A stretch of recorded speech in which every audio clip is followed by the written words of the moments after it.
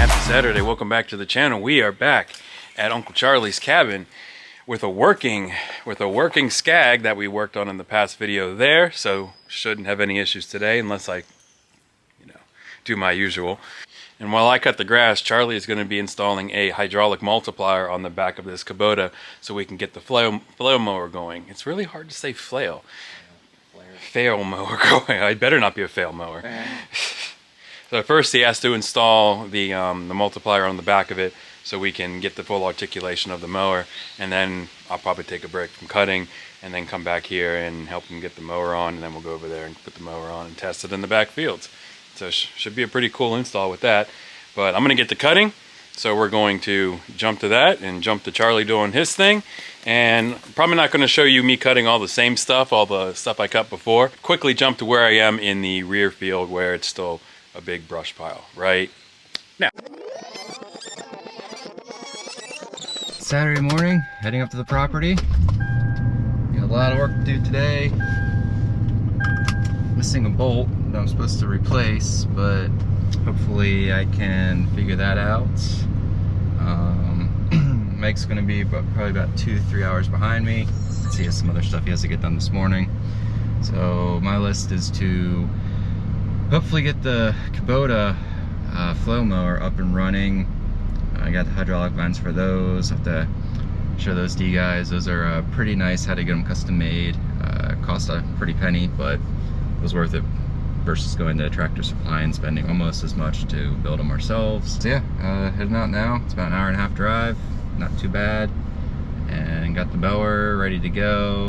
And yeah, that's pretty much it. All right, all gassed up at the gas station, filled the mower up, filled the truck up, ready for my 10 miles per gallon. And checked the check engine light before I left. That was a misfire on one of the cylinders, and that's because the gasket on the valve cover is leaking at the spark plug. So I know about that. All right, made it up to the property. Mike's got some work to do here. Hopefully not breaking the mower. I'm gonna go grab the tractor. I'm too lazy to grab the side-by-side. Plus I can kind of see what's going on out of here. So I definitely got a lot of cutting to do. I'm almost tempted to try to push some of this brush out of the way for Mike. Definitely up in the upper 80s right now. I was hoping it'll be a little cooler, but I'm not the one on the mower, he's the one on the mower, so not my problem, right? I'll say something fun about being out here. I opened the shed and the giant animal went running by, so that was a little exciting. Now we're in the echo chamber with the air conditioning. Yeah.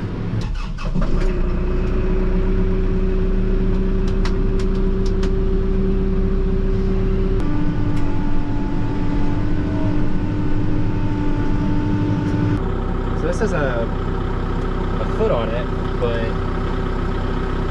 it rusted in there like 10 years ago, so there's no more foot. Unlocked, found some cinder blocks.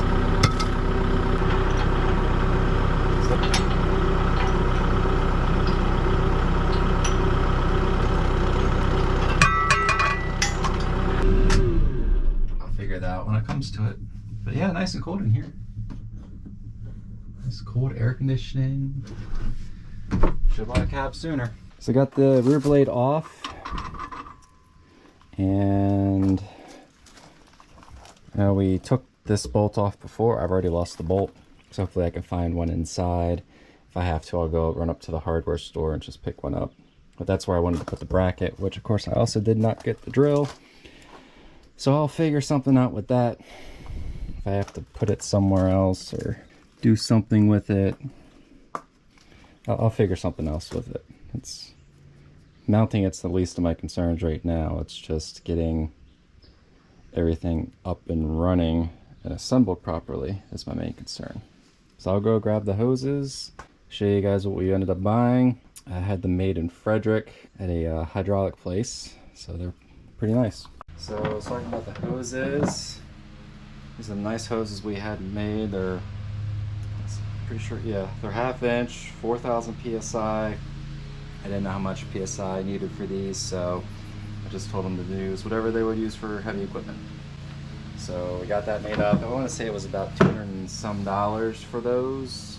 And the reason we have to use this is because Kubota has a severe back order of hydraulic multipliers. Luckily, the MX came with one, but I wanted all three. And there was 0 ship date for that. They literally had no clue when it was going to arrive. Thinking I'm going to definitely want to use the 90-degree ones. So this is kind of difficult to manage because it weighs like 10 pounds. Oh, put it on its side, that works.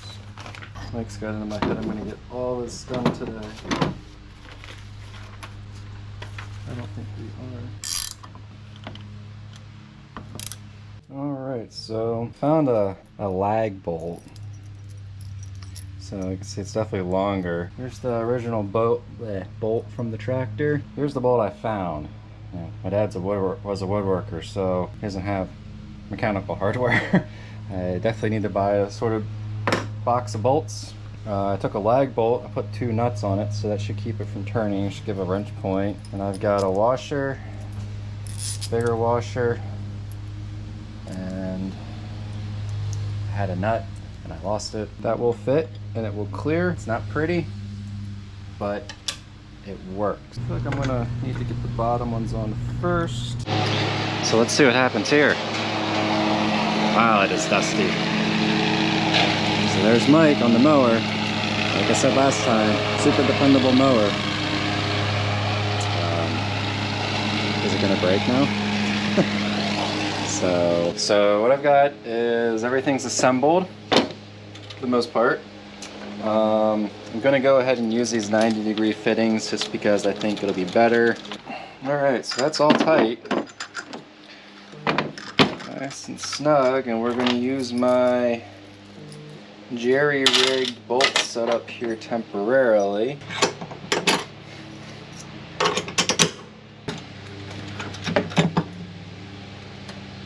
It works. It's on there. It ain't going anywhere. That's what you say, right? Alright, so we got the caps on. I'm sure one of these is an in and an out. Alright, how do you get the bigger wrench? This is literally only a bigger wrench I have. One more UGG for good measure. Not sure what I'm doing here. Kind of figuring it out as I go. Looks like it's the exact same connector. The one's got a ball bearing, the one's got a pin. We'll try it. If it doesn't work, we know why. But these should work because it's literally designed for this. So then the next step is electrical stuff. And this box goes inside. There's only one path I can pull through on it. So it is rubber, so I think I'm just gonna drill a 1/2-inch hole in it upstairs, get a Band-Aid. Let's see what that leaves us with. Drill a little hole. Hopefully, yeah, it's definitely not big enough. So I found a switch in the tractor. Found a harness for a switch for our old Polaris. I'm gonna pop the connector apart, and it's got the little tiny spades. These fit in that connector. So I'm going to need to figure out, so this will connect up to the tractor, the positive and negative, and then this will connect up to the switch. I can splice 2 of these wiring harness for the hydraulic multiplier. And we're back. So I finished cutting everything that was cut before. Nothing new has been cut. Charlie has been pretty busy in here. He has, as you've seen, he has this mounted solidly, I should say. The new hose is connected. Elbows on the end, or 90-degree bends here. Right now he's doing the wiring up here that goes into the cabin, which basically tells it to turn on or turn off. It's just a positive, negative cable that he's running into the cabin. And we found how it works. A nice spot right here, already with a switch location that we're going to install and run the cables down. I mean, it looks like it just adds power, so the pump will work. Or it power to tell what solenoid should turn on, right? Yeah, but this Theoretically has a lever to go on and off. Right. So Lever turns on, fluid comes out, fluid comes here, stops. And then when you turn it on, I guess when you turn on each individual one, yeah, then you say, oh, send it out here. Turn on that bank. be So you're really just powering the controller. yeah. And then the controller will say, turn pump 1 on, turn pump 2 on. Or Yep. valve 1, 2, 3 on. So we are going to go take care of the next field. This is an area that I didn't cut last time when the tiny little stick went under the PTO and destroyed everything and stopped that day. So I'm going to take y'all. We're going to go cut a field. Probably come back and see what Charlie's up to, and then we'll head over to the barn when he's ready, and we'll get the new flail mower mounted, and then do some tests out in the field to see how nice it cuts. Oh, speaking of that, the Skag, oh my gosh, those new blades, it cuts so well. Yeah. I'm like cutting the thickest stuff out there, and it's cutting it fine. It looks great. Let's get cutting.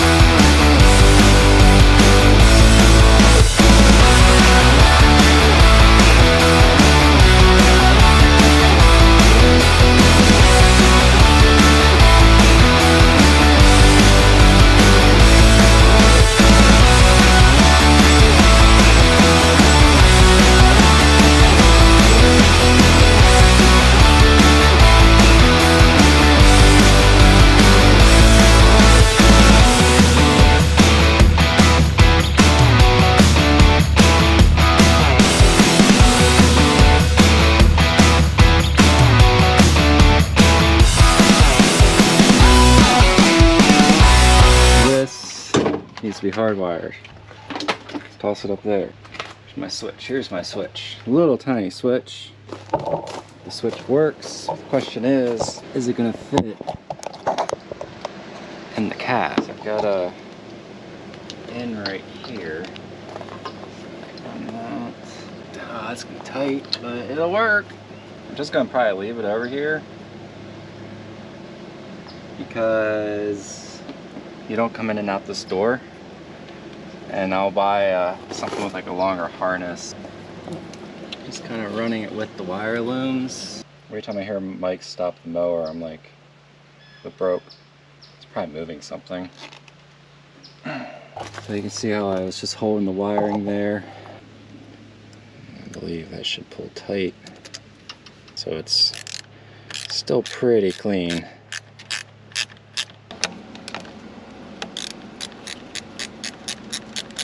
Alright, the problem that I'm encountering now is I've lost my beer. Alright, so, interesting camera angle. As I said, I lost my beer. Found it. I have to stay hydrated. So we can see here, of course this door stays closed and locked 99% of the time. So there's my cabling down here. Honestly, can sit there right now, but we got power or hot there. Temporary solution because it's hot. I don't want it to be hot all the time. So I'll get a post-it note and say, remember to turn off the thingy-majigger.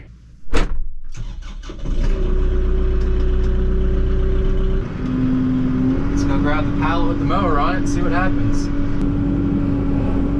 So this tractor was purchased partly for this mower.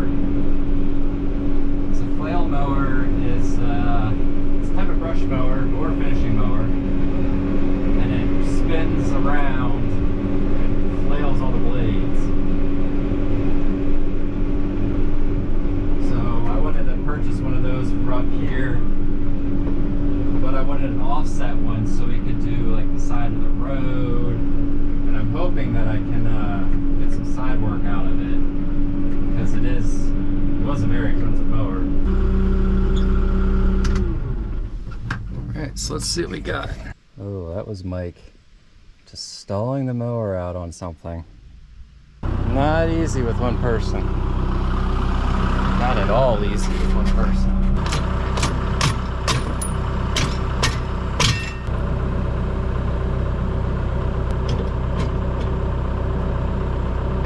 That was some crazy thick grass up in the front. I couldn't keep the GoPros on. They just kept overheating.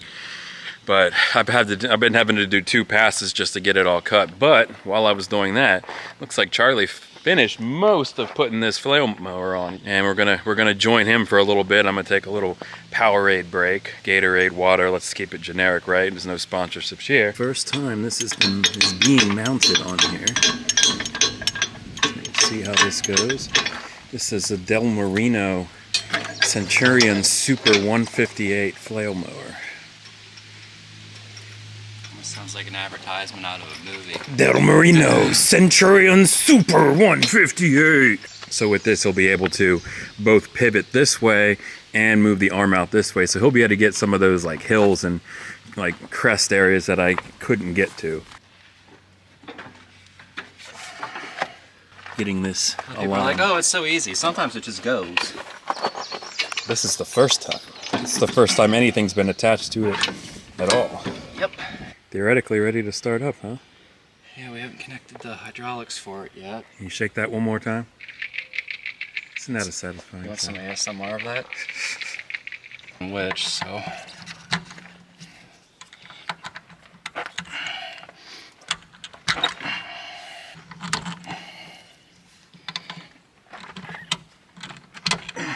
Guess we're just sitting on the pallet. So you should be able to lift it up. So I should be able to lift it up. For starters.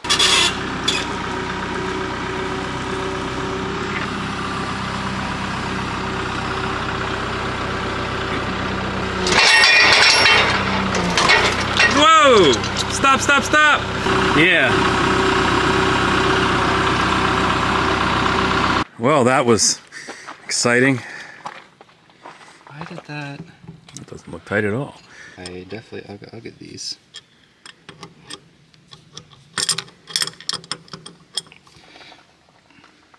Yeah, because I was complaining about how those like go flush up against here.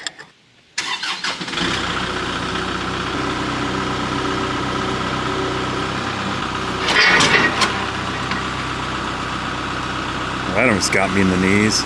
Wow. Walk into that. Dude, the lower ones are leaking!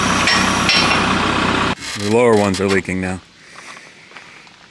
The side or the bottom two.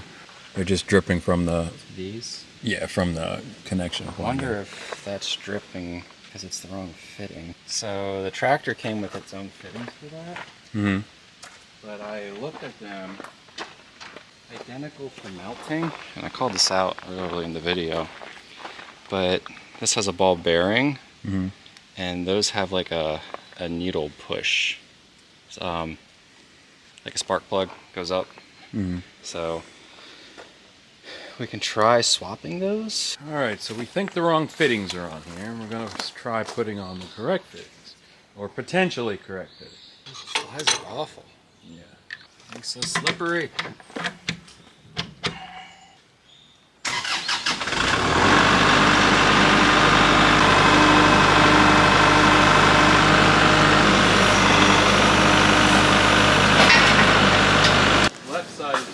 right side is not. Like when you're just holding it tight, like you couldn't really put your weight behind it. Yeah. But then this way you could. This field is about 3 feet tall, maybe 4 feet in some areas, really thick. He's bringing the tractor over here now, and we're going to test out this flail mower.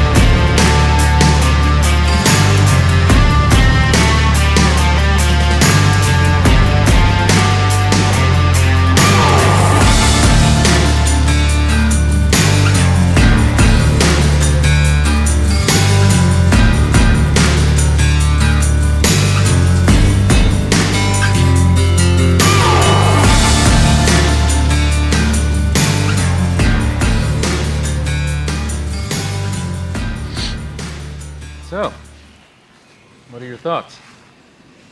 Nope. Very difficult to use. Sorry, it's very difficult. Keep walking around the shop. Yeah. It's very difficult to figure out where you need to be. Because it's so off-center. And I don't know if you saw where I was just doing this over here, but I finally figured out where the mower was and where I needed to be. And right now I have a position so if I just drive in the tire track, it mows the entire thing. So you couldn't put it right behind you? So you I could, but I was trying to learn how it felt and everything else. It looks like it cuts really well. It does. It doesn't look like it bogged down at all. No, it doesn't cut good in reverse. It maybe because it's offset. Because I feel like I could feel the tractor when in the turn a little bit when I'm backing up. But I think if it was centered up, it would be fine. But definitely does a good job. Yeah, it was really clean lines. I mean, I wish it was twice as wide as it is. Oh yeah. But just following behind it felt like Farm Simulator. Yeah. It's a specific type of mower for a specific type of thing. Right. So we'll definitely get its use out of it. I was trying it next to the barn, and I drove it into the barn, and then watched the whole wall bend in and bend back out.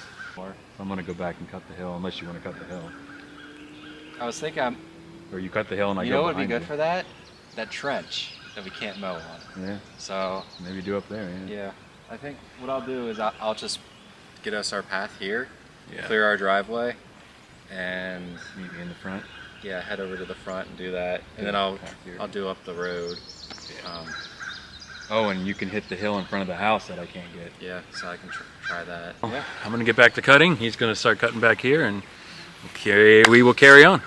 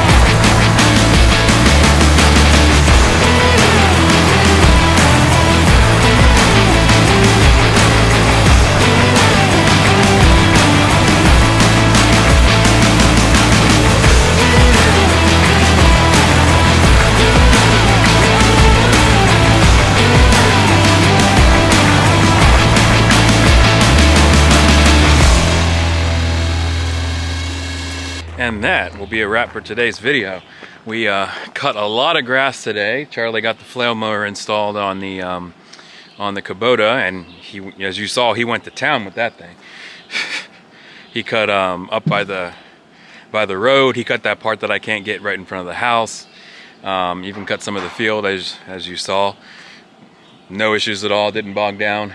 Only came to a complete stop once when he hit a stump.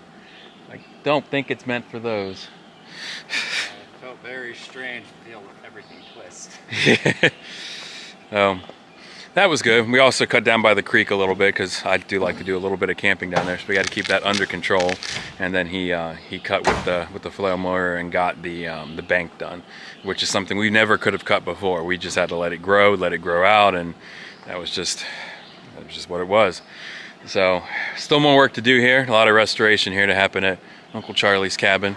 But we're getting there. We're getting there one step at a time. And with that flail mower installed now, we're going to be able to get a lot of the random brush cleared out. So if you like this kind of content, definitely consider subscribing below. If you like this video, give us a thumbs up. If you have any questions on the stuff we used, the equipment we used, even like the mask and stuff I had on, my allergies get really bad, especially when it's super dusty out like today. So I had the mask, I had the goggles on. So it helped a lot. I'm definitely not, completely stuffed up right now. So see you next time. Bye.